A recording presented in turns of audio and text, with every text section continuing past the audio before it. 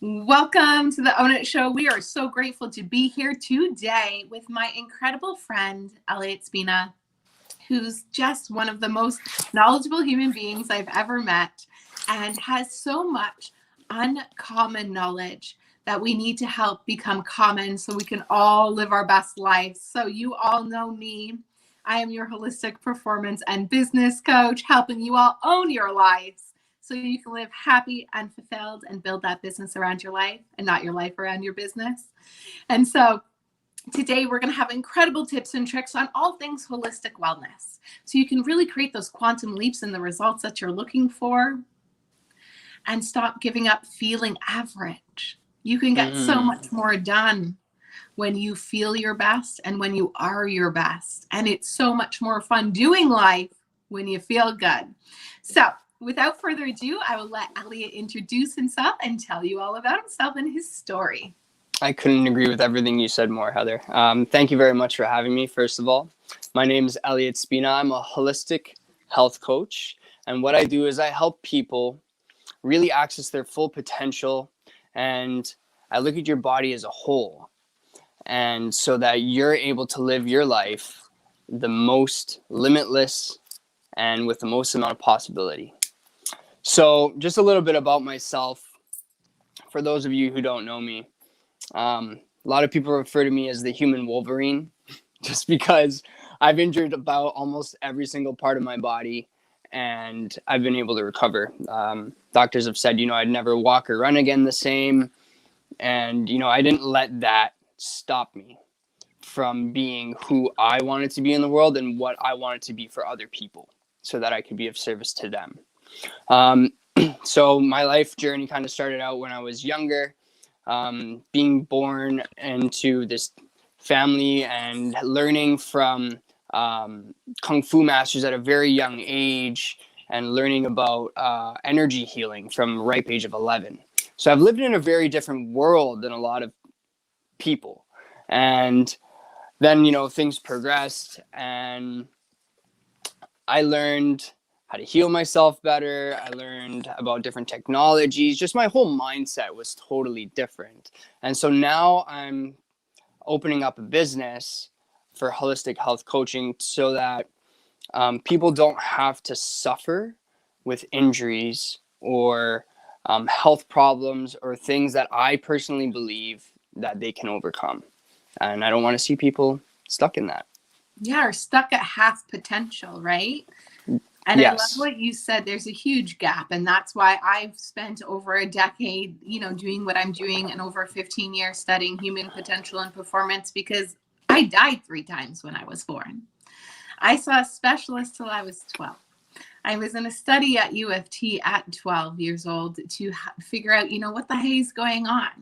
And it wasn't until I graduated university and went and saw a naturopath that she actually told me what was going on in my body. And when I went to my doctor before university to ask for help, he said, "You're the healthiest person I'm going to see all day. I don't know what can I do for you?" When I went and saw a neurologist, the top neurologist in Toronto after my concussion, he said the same thing. "You're doing all the things that I would recommend and more. What do you want me to do for you?" And I'm thinking, these people don't treat people like a whole at all. So it's missing, guys. You have to expand your awareness that you're only taking care of part of yourself. There's the mindset. There's the energy side. You're a spiritual being having a physical experience. And then there's the physical side. So the nutrition and the movement. But then there's your soul. And if you're not doing what your soul came here to do and your purpose, you're going to be depressed and anxious and feel like something's missing. So it's the whole gosh darn picture. And there's 100%. No pill to fix any of those things. You've got to do it all. And so Elliot is just so full of this incredible holistic uncommon knowledge that we want to bring to people to be more common so that people can reach their full potential. So they stop going for one place and looking for all the answers, because everything you need is inside of you. And what he's going to help you do is tap into it. So our first topic of tip today, we've got 3 major components to help you with holistic, harmonious health, quantum mechanics, nutrition, and self-love and compassion. So let's dive in to the quantum mechanics. Take it away, Elliot. Yeah, so a little bit about quantum mechanics. So I learned this, again, back when I was 11, studying energy medicine through a practitioner called Dr. Cam Ewan. So basically what I learned is it all starts with the quantum field. So for those of you who don't know about the quantum field, it's what connects everything. Everything is all connected by quantum particles. So what you think gets put out there, what you think about yourself actualizes within yourself. So being someone who injured himself so many times,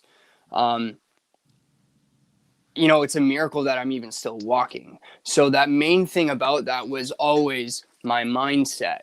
And telling myself anytime, for example, for those of you who are healing from injuries, whenever I experienced pain, I would tell myself, oh, that's not pain. That's healing. That's actually healing occurring. And then what I would do when I exercised, that common, I'm sure you're familiar with this, Heather, but that common 1,000, 2,000, 3,000. When you're doing like reps and stuff like that and people, they count like that. I actually figured out there's a reason for that. And when you apply quantum mechanics, which is basically you think and you program with your mind out into like the matrix, that one repetition is equivalent to 1,000 repetitions or 1,000,000 repetitions. And that one set is actually 1,000,000 sets. So for every step that you walk, you've taken 10,000 steps. For every push-up that you've done 10,000 push-ups, for example. So, and people always look at me and they're like, look, you're in great shape. And I could tell them, like, maybe a couple of years ago, it's like, I haven't worked out in months. And it's like, how does my muscle retain? And how does it just stay the way it is? And how do I maintain that strength? It's like, well, this is exactly how. Another thing that makes a big difference is anything circular. Any movement that's a circular movement actually generates and creates more abundant of energy. Whereas a lot of people that work out, they just know, don't move in all planes of motion. It's not like... No, it's just isolated movements, right? It's just isolated movements. And that actually breaks down your muscles and trains them just to do rigid, straight movements. So anything that you can do that's circular, I would just advise doing anything circular. So the first thing, just to recap over that, is to project out there that what you're doing is actually equivalent to more of what you're doing, so you can actually do less of it. And then also use less energy. So kind of think like a cat. Like if you're stepping up stairs, you don't lift your foot all the way up, but just a little bit just to pass the stairs. So less is more and more is less. And I wanted to add on to that. So speaking of quantum and everything's being connected, I used theta healing. So I had a disc injury and had been working with chiropractors who literally were incredible and they were my angels. But I could only get to a certain point. And then I discovered theta healing. And I discovered the power of visualization in healing. So our mind knows no difference between real and imagined. So instead of seeing the disc injured, I saw it and visualized it perfect, whole, and complete. And I did the theta healing. And within 24 hours, I was lifting weights. And before that, I could barely walk without crying. I could do 10 minutes of movement at a specific movement for a period of time. And I went to doing weights immediately. I didn't think I would run again. I didn't think I'd, function the same again. And I thought I'd have to be afraid for the rest of my life. But then I realized we have smart bodies. And our bodies can heal themselves. When you cut yourself, the doctor does not heal you. The Band-Aid does not heal you. You heal you. Yep. So the biology belief tells us that every single thought has a physiological response in our body. And science has proven that if we imagine shooting a basketball, the exact same neurons fire in the brain as shooting a basketball. And I believe it's every 7 years, every single cell in your body is new. You're a new human being from head to toe. So why would it not heal? People are doing it all over the world. Just because you don't know about it doesn't mean it's not happening. We can absolutely reach and use more than just the physical to heal. And I love that, because it is so much. There were so many other things. Oh, the last thing I want to add on that. So I'm a neuroanatomy trainer. I'm a Z Health trainer, and we work with the brain and visual and vestibular and proprioceptive exercises. So if we can actually help reconnect the brain to the body and improve those neural pathways through circular joint mobility, where we're working with nerve endings. You could do 5 shoulder circles, 5 hip circles, 5 ankle circles, wrist circles, head circles, and then do half the amount of your workout and get better results because you had double the amount of nerve ending in your muscles firing. But it's because you worked with the brain first. So there's so much we don't know. And that's why we want to bring this to you today. So let's dive into my next favorite topic, nutrition. As we know, I'm a nutritionist, and it is what's healed my body. It is what healed my brain. And honestly, guys, Elliott's got some great tips for you. So take it away, Elliott. So I just wanted to touch base on a couple different things. I think that especially it's difficult here in Western world. We're kind of forced certain types of food. Like we only have maybe 2 types of oranges or 3 types of oranges when there's like a variety out there. So first thing is, what I like to do is I like to have fruits first thing in the morning. They give you good source of water. This is after drinking water and whatnot, but like first thing I eat.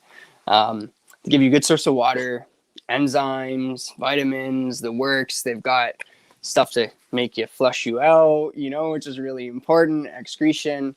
And this is just a part of my, what I like to call daily detox. So a lot of people, they go on these cleanses or they go on these diets, and then, everything kind of just goes back to normal. I believe in more like daily detoxing. So that's having fruits, having vegetables, eating the colors of the rainbow, super important, and balanced diets. What I like to do is also, like, I know a lot of people these days are staying away from gluten. I think one of the ways to avoid getting gluten intolerances or gluten sensitivities is by maintaining your gut health, having fermented foods, apple cider vinegar, stuff like that, and having complex carbs as opposed to simple carbs, like just like wheat or, for example.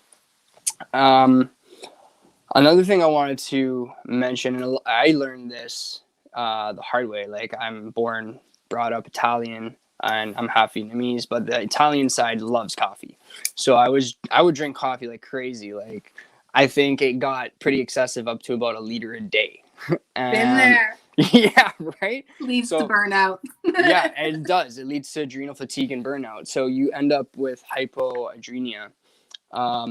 Basically, your adrenal glands produce adrenaline, which is what actually gives you that energy from caffeine, not the caffeine itself. It's the adrenaline. So when you have coffee or caffeine first thing in the morning, generally you have an adrenaline dump. It takes about 7 hours to replenish that adrenaline again before you're able to have another full release of adrenaline. So, and then people actually, us in the Western society, we actually have food while we're having our caffeine, which is actually sending mixed messages to the brain. So your brain's thinking chew, chew, chew, which is stimulating amylase to release in your saliva and stimulating digestion and stuff. And then when you have coffee, you're sending it a mixed message of it's an appetite suppressant and it's a diuretic. So you're saying, I'm not hungry, and defecate. So you can see how those two kind of cross, and then what you end up with is leaky gut syndrome. And just so I can elaborate on that, so people know what you meant. So and I'm gonna try and say it simpler too. It increases your gastric emptying, so it causes the food in your stomach to leave before it's fully digested. Correct. And then that makes it to your gut, which will then ferment, which gives you the gas and bloating. And then if we do this too often, we end up with the overgrowth of the bad bacteria, dysbiosis. Start with a slight dysbiosis. And if we don't deal with it, those bad bacteria burrow holes in our intestinal lining, which is where we absorb our nutrients that go into our bloodstream. And now food particles, undigested food particles, are going to leak through, end up in your bloodstream. And you have immunoglobulin cells that will go off that say, hey, not supposed to be here, cause an inflammatory response, cause an allergic reaction. And then you have memory cells. So the next time you eat it, it says, hey, not supposed to be in the body. Remember, an alarm went off last time. So now you went from eating an apple and drinking a coffee to doing that every morning to giving yourself leaky gut and candida and then allergies. And if we actually, this is what was my issue that no doctor could seem to help me with. And it took me going to nutrition school and working with a naturopath to heal this. And if you don't deal with it, systemic candida that bacterial growth goes all over the body. And they've proven by autopsies that it will grow in the brain. Yeah.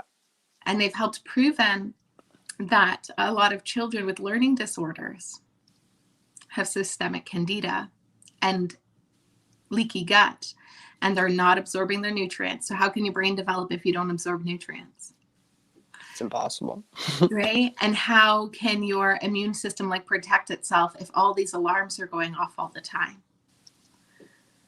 And then how can one's behavior be good if you can't absorb the nutrients to help with the mental health and staying calm and being relaxed and doing all those things? So guys, do not underestimate the importance of gut health and what Elliot just told you about.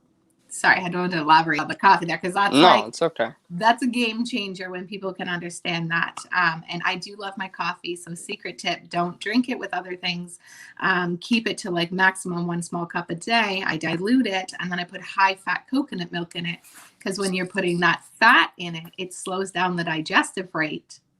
Again, still not best to have with food.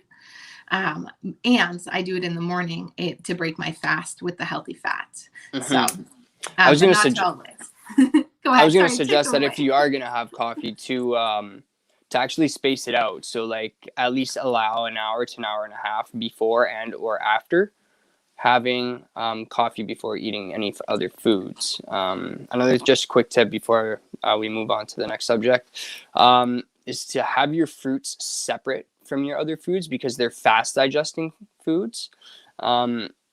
And to have melons also alone, separate, you only eat melons with melons and separate from other foods. Again, allowing a time period of about an hour to an hour and a half before having them in conjunction with other foods, just because of that rate of digestion. So that will also avoid and stop the stomach from releasing food that's partially digested and partially indigested. Because the guts are your intestines are just meant to absorb nutrients. They're not meant to break down food. And that's where a lot of people are having their problems and they create other health issues. I can go on forever about gut health. And I'm hang in there. You can just keep talking. But guys, this is so important because think of it like this. So food combining is actually part of the healing process. So when I was healing my gut, I could barely eat anything without having an allergic reaction. So I lived off smoothies. And what had me be able to move into eating foods again and more of them and what have you, obviously dairy, gluten-free, shellfish-free, all those things, doing my best to say GMO-free, all those things. But was that food combining, right? So fats and proteins together and then carbs together, right? And you have the carbs and proteins are digested differently. And those the fat and protein takes longer. So what Elliot's saying is, most people eat a meal and then they have a piece of fruit for dessert. But now the fruit is sitting on top of this piece of steak that's fermenting. That's why vegan dishes are pretty good because they're pretty balanced. Yeah, they're pretty balanced, right? So now you've got this piece of meat that's got to digest for 4 hours, maybe longer. And this piece of fruit that could probably digest in a half hour to an hour, and it's sitting on top and fermenting.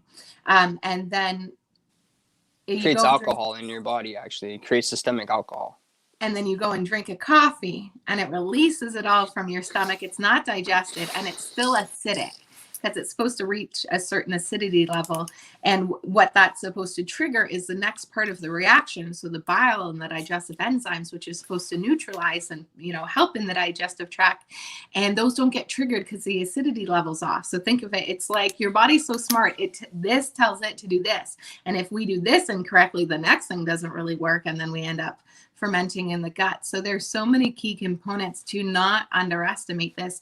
And the food combining is incredible. And then also not having that like massive meal for breakfast, right? So if it takes 4 to 8 hours, some people, their digestive tract is like 24 hours. But if it takes 4 to 8 hours for your food to digest, and 60% of your blood supply is going to go to your organs for digestion, and you need all this energy for your day, and you eat this like bacon and eggs and all this, big heavy meal for breakfast, and your body's like lethargic and digesting. It's not like pumped and ready to go for a day. So then you have a coffee, right? Do you see where that pattern goes? So if, and did you want to touch on intermittent fasting? I know we're going a little long here, but I would love to, if you wanted to talk about that for a second. So I do my 12-hour fast. I do fluids for the first 4 hours.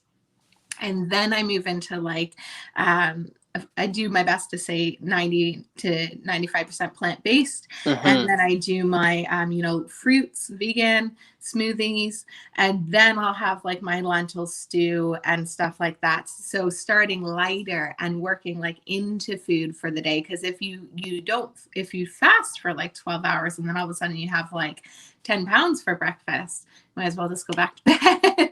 Might as well go back to fasting. yeah, exactly. You need to go back. Exactly. So let's talk about that for a second. Yeah, well, just a little bit on intermittent fasting. So I practiced it for, I don't even know, a couple of years, I think, at least, on and off. Like for the first year, I think I was intermittent fasting 3 to 4 times a day. 3 to 4 times a week. And then over like the last year, I think I did 8 months, 4 to 5 times a week. So it can actually be used as a tool, and it can actually be implemented as a way of living. And it depends on your body style. I mean, your type, your body type as well, is how long you should intermittent fast for. Like, so for people who have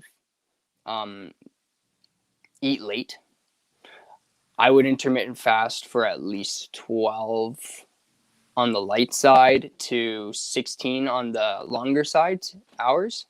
That gives yourself a chance to really excrete and let all that stuff that you ate from the day before and the stuff that was just sitting in your stomach, not really digesting over the night, and let that all just kind of leave. Then I would start with, fruits, something light, give yourself that water, those enzymes, those vitamins, and then move just progress with your day. That's what I would do for intermittent fasting. And then I think after you're kind of like in a regular routine of eating, which is generally not eating like that late, you're able to kind of downshift the length of time in which you're intermittent fasting from like 16 hours to 12 hours maybe. So it's like you cut off eating at, let's say, 7 p.m. So it's like, let's say you go to bed at, 10 or whatever, like you wake up the next day, it's like, okay, now you don't have to fast for so long. You can eat like breakfast at a reasonable time.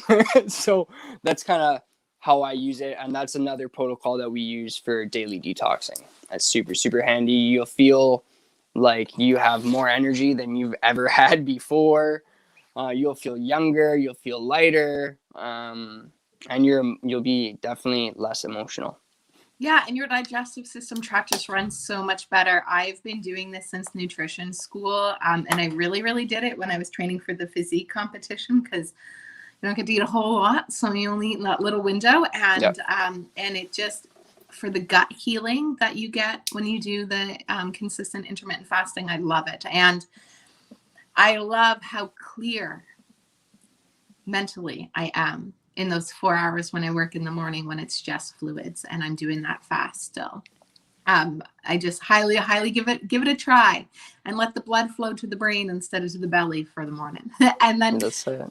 yeah, wait for that coffee. Because as Elliot was saying, like, let your own adrenaline kick in first in the morning before you know, just literally roll out of bed and down some caffeine. So let your own adrenaline kick in, so you build that habit in your body.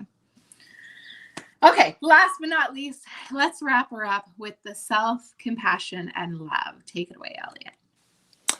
So I've been on quite a journey, especially for the last couple of years. I've been focused on raising my vibration. You know, I've known for a long time that this ascension was going to be coming, and we were going to be in this period that we're in now. And I didn't know what all of that meant, but I knew that I just had to do something to elevate my vibration. So I kept focusing on, you know, I'm a light worker, I'm supposed to do this, and all these expectations of myself, these standards, you know, that I thought that I put up like really, really high for myself. It's not to say that having these standards or expectations is bad, but it's just, there came to a point where for me, it was almost too high, and it was like crushing me. And I wasn't taking all of the steps, even though I was doing praying and gratitudes and energy work and all of these things. It just still felt like I was chasing something that was like almost always out of reach. So it wasn't until the relationship that I'm in now and reading this book called The Dark Side to the Light Chasers that I really started to just relax a little bit on all of that and really dive into self-love and being compassionate to myself. And what this has actually opened up for me is to look at past traumas, to look at my relationships with my parents, with my mother in particular, because I'm talking about relationships with women, and myself as well. And that's like the closest relationship that you can have, right? And I realized I wasn't really connected to anybody. So whenever I went from relationship to relationship, I would feel not connected. So it's about connecting to myself. And when I started doing the work, giving myself love, doing things that made me fulfilled, that made me happy, I started feeling like I was getting more pieces of myself back. And that really opened up a whole new avenue for me to take on expanding my business and actually stepping into it powerfully, because I got that I am enough. I got that I am worthy. I got I am deserving. I do have a lot to offer, as opposed to all of these other insecurities that when I just focused on the light and raising my vibration, it was kind of, to me, it seemed just like sugarcoating it a little bit. Yes, it definitely did. I definitely did operate on a higher vibration. But if something took me out, the lows would be really low. The lows aren't as low for me anymore because I've done that shadow work. So I, I can't stress this enough, but really do what makes you happy. Take a little bit of time every day, if not at least a couple times a week, and just do something for yourself. Do something that you love. Connect to yourself. Be intimate with yourself. Journal. Meditate. Anything. Dance. Whatever that makes you feel free. That makes you feel alive. I think it's so important and so underrated, and it's even more important now, given what we're all going through globally. And I feel like all the self-love and all the routines that we do, things that fulfill us, that give us satisfaction, it's like whatever you're doing before, double it. Oh, if that wasn't enough, okay, triple it, you know, because it's like we need this, and it's what grounds us, it's what keeps us us, and what allows us to really move forward powerfully and to be the difference that we want to be in the world. And when we're talking about self-love and compassion, it also just came to me, also compassion for others. right? So harming another is harming ourselves. Harming ourselves is harming another. So let's have a little bit more compassion and love for ourselves and everyone else in the world, regardless of our differences. We can disagree and we don't have to be disagreeable, right? And then for all the people who are listening, who are those high functioning people who, you know, we put so much pressure on ourselves because we know our purpose and what we're up to and what we came here to do. And we feel like we're under this timeline crunch to like save the world or prove ourselves or whatever that is. And we give ourselves all these things. We've got to write affirmations and do our goal and do our gratitude and meditate and all the things. And then we get up every morning. And then if we don't get a chance to do it, then we make ourselves bad and wrong all day. And then that actually brought your vibration down instead. And so let's have a little bit more compassion. If you need to sleep in today, sleep in. Write the affirmations later. Say them in the mirror while you're brushing your teeth or something instead, like say them in your head or whatever. Like really start to have a little bit more self-love and compassion for yourself on your journey every single day. And watch the make wrong, because we have these expectations, Elliot was saying, where we expect ourselves to do, be, and perform a certain way. And then when we don't, we beat ourselves up, which brings our vibration down. So what if we just met ourselves at where we are today, gave ourselves a freaking pat on the back because it's a miracle and we're alive and we showed up, and then just keep moving forward. And then Bob Proctor says that it's not who you are that's standing in your way.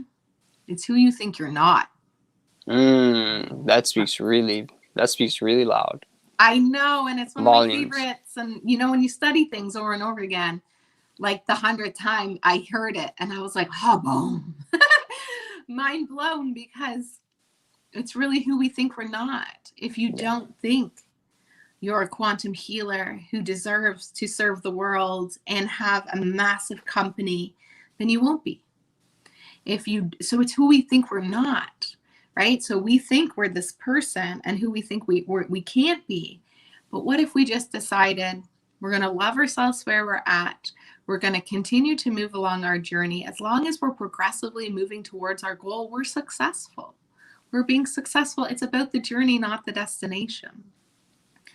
And then really start to think about who it is that we want to be and why we think we can't be that, so we can move those demons out of the way. You have to like almost obsessively like love and believe in yourself and your passions and your gifts so much that you don't even think you sell. You're like, that person's nuts. They're not letting me serve them. Their life could literally be transformed. You need to believe in yourself and your gifts and what you're doing and what you're up to and your mission and your purpose and your passion so much that you know everybody needs it. And you need to love and believe in yourself so deeply that it's unwavering. But it's going to be a journey to get there.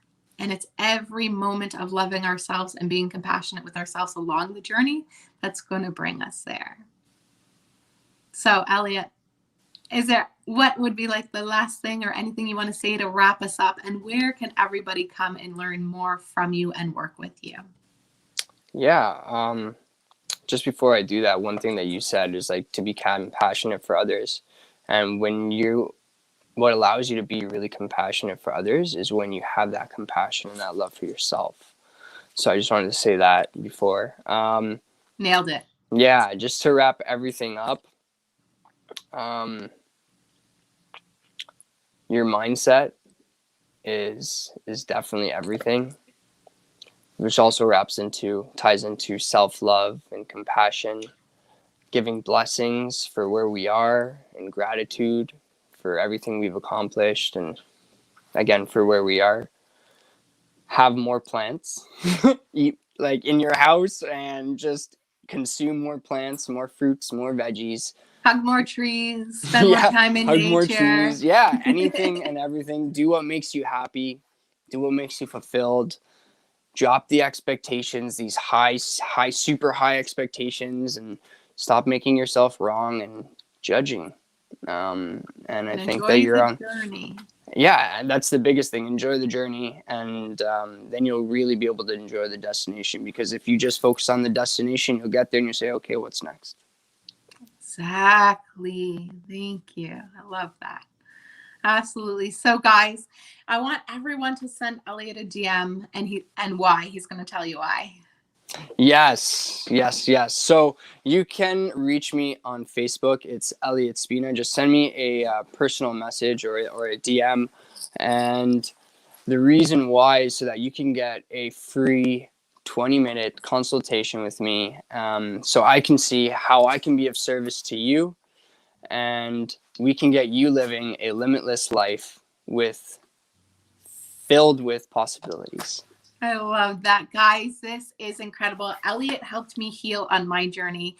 We met at Landmark and he came across the room and he was like, "So you're a healer?" And I was like, "I don't even know who you are." And I love him. I love his energy. I love his knowledge. I love his mission. I love his passion. So make sure you connect with him. Send him a DM. We'll put all his links below in the show notes. And we're just so grateful, Elliot. Thank you so much for sharing your passion and your knowledge with us today. Guys, stay happy, healthy, wealthy, expect magic and miracles. And make sure you connect with Elliot so he can help you transform your life today. Thank Thanks, you so much guys. for having me, Heather. Take care. It's my pleasure, Elliot. Thank you.